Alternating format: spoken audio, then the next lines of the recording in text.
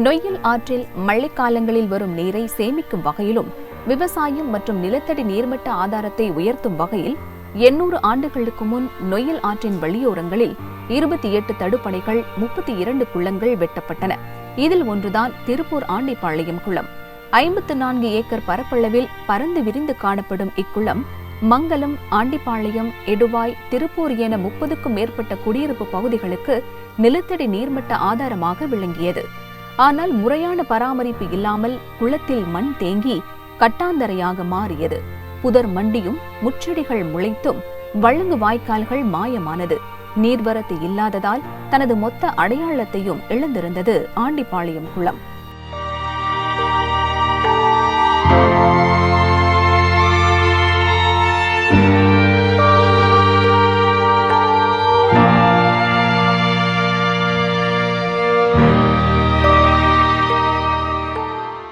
அக்குளத்தை மீட்டெடுக்க 2013 களமிறங்கியது வெற்றி அமைப்பு. வளம், முயற்சி, BAI மற்றும் தொழில் அமைப்புகள் இணைந்தன. பெரும் பொருட்செலவில் இயந்திரங்கள் மூலம் நீர்நிலைகள் மீட்பது மட்டுமே தீர்வாகாது. மக்கள் மத்தியில் விழிப்புணர்வை ஏற்படுத்த வேண்டும் என திட்டமிடப்பட்டது. மக்கள் நலன், சமூக அக்கறையுடன் செயல்படும் தினமலர் நாளிதழ் இத்திட்டத்தில் கரம் கோர்த்தது. மக்களிடையே இது குறித்த செய்திகள் மூலம் மிகப்பெரிய எழுச்சியை ஏற்படுத்தியது. அதன் விளைவாக ஞாயிறு தோறும் 5 வாரங்கள் நடந்த கரசேவை நிகழ்ச்சி மிகப்பெரிய மாற்றத்தை உருவாக்கியது. சிறுவர்கள், குழந்தைகள், பெண்கள், முதியவர்கள், பல்வேறு அமைப்புகள் என ஒரே குறிக்கோளுடன் அனைவரும் குளத்தில் இறங்கி தூர்வாரினர்.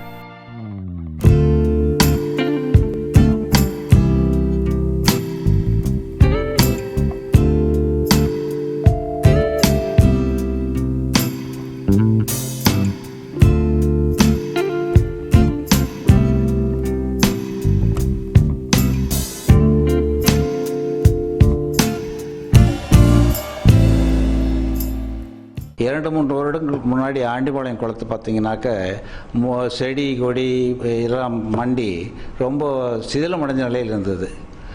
இதை வெற்றி அமைப்பு முன்னெடுத்து தினமலருடைய ஆதரவுனால அது கொஞ்சம் விளம்பரம் பண்ணி கரசேவையில் ஈடுபட்டாங்க. இதனால் என்ன பலன்னா நிலத்தடி நீர் மட்டம் உயருது. இந்த நிலத்தடி நீர் மட்டம் உயர்றதுனால பக்கத்தில் இருக்கக்கூடிய நீர்நிலைகளுக்கு, கிணறுகளுக்கு நீர் ஆதாரம் கிடைக்குது. வேளாண்மை செய்யறவங்களுக்கு ஒரு ஆதரவாக இருக்குது. கால்வாய்கள் மீட்கப்பட்டு தூர்வாரப்பட்டன. 2450 மீட்டர் நீளத்திற்கு புதிதாய் கரை உருவானது. பல்லுயிர் பெருக்கம், பறவைகள் வசிக்க ஏற்ற சூழல் உருவாக்கும் வகையில் குளத்தின் நடுவே 2 செயற்கை தீவுகள் அமைக்கப்பட்டு பறவைகளுக்கு உகந்த சீனி பழம், அரசு, ஆல் என ஒவ்வொரு தீவிலும் 300க்கும் மேற்பட்ட மரக்கன்றுகள் நடப்பட்டன. மக்களின் நல்லெண்ணம், முயற்சி காரணமாக பருவ மழையின் போது குளத்துக்கு நீர் வந்தது. கடந்த ஓராண்டாக முழு கொள்ளளவும் நீர் தேங்கி அற்புதமான குளமாக மாறியுள்ளது.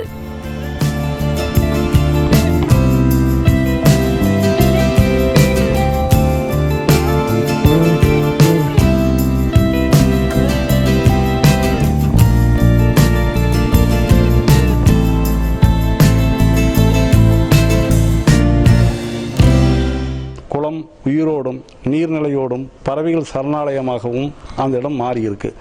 மேலும் அந்த குளத்தில் தண்ணி நிறைய இருக்கிறதுனால சீதோசன நிலை அந்த சுற்றுவட்டார கிராமங்கள் எல்லாம் ஒரு வறட்சித்தன்மை போய் ஒரு ஹியூமிடிட்டி என்று சொல்லப்படுகின்ற ஈரப்பசையோடு அந்த சுற்றுப்புற சூழல் மிக அற்புதமாக இருக்கு. வெற்றி அமைப்பினுடைய முயற்சியை மோட்டிவேட் பண்ணி கேட்டலிஸ்ட் என்று சொல்லப்படுகின்ற கிரியாவுக்கியாக செயல்பட்டு மிகப்பெரிய அற்புதமான ஒரு நிலையை கொண்டு வந்திருவது காரணம் 2 சக்திகள். ஒன்று தினமலர் என்ற மக்கள் நாளேடு, வெற்றி அமைப்பு என்ற ஒரு தன்னார்வ தொண்டு நிறுவனம்.